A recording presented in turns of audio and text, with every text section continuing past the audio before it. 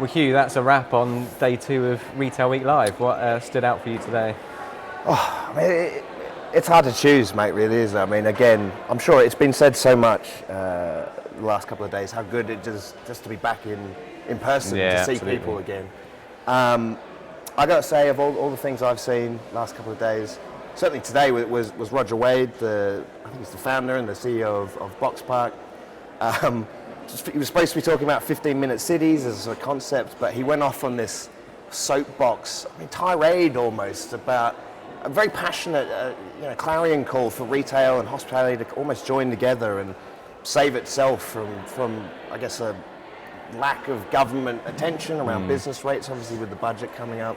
But also to look at what they can do to kind of stop the rampant growth of Amazon on one side, who obviously are increasingly looking at bricks and mortar in the UK, but also with Deliveroo for hospitality and restaurants.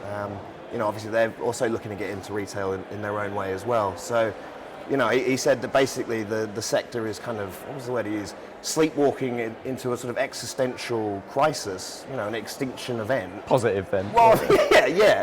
I mean, exactly. I don't know if it's the most positive message, but I think it was certainly one of the biggest talking points from today.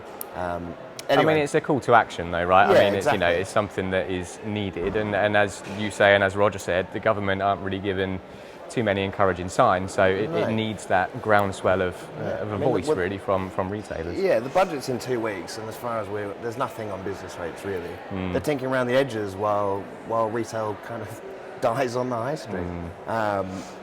But was there anything more positive maybe that you saw?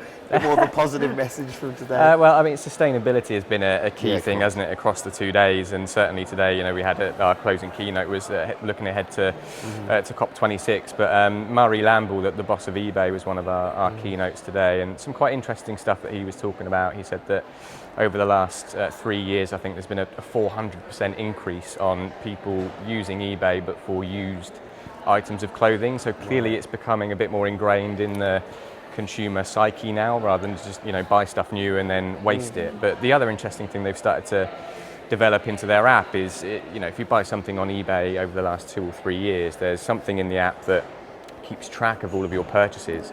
And what it does is it gives you a rolling tracker of what you could now get for that item if you were to sell it second hand. So if you bought a jacket for a couple of £100, you've had it for a year and a half, and you can see actually if I sold it tomorrow, I might make 70 quid back, and then I can reinvest that somewhere else. It might actually encourage a bit more of a resale and reuse mentality. So I think that's quite an interesting way of looking at it, because he was quite dismissive of the whole clothing rental model and basically said the economics don't stack up. So actually, if you can encourage that circular behaviour in another way, buy and then resell, then I think that's maybe something that the consumer might be a bit more likely to buy into. And ultimately, it's a commodity for the consumer then, isn't it? It's a way for them to make money and buy in almost without having to think about it. That's a good idea. Well, mate, roll on next year, I guess. Yeah, it's been a journey the last couple of days. But enjoyed it. Roll on May. Yeah, exactly.